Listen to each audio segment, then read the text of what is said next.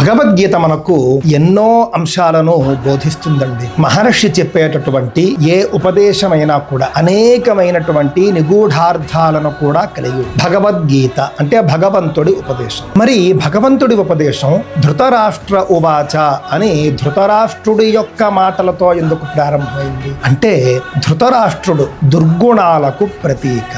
మొదటగా మనిషి దుర్గుణాలను జయించాలి అంటే దుర్గుణాలను దాటితే మొదటి అధ్యాయంలో మీరు ధృతరాష్ట్ర ఉవాచ తర్వాత మీకు కనిపించేది సంజయ ఉవాచ.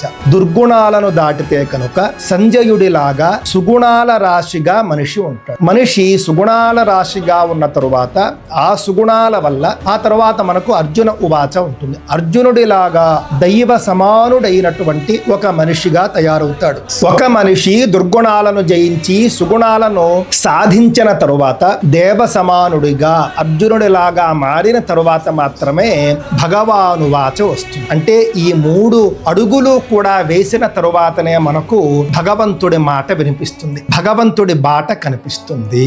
అంటే మనం జీవితంలో పైకి రావాలి అని అంటే కనుక ఈ అడుగులు చాలా ముఖ్యము అని మనకు భగవద్గీత బోధిస్తుంది.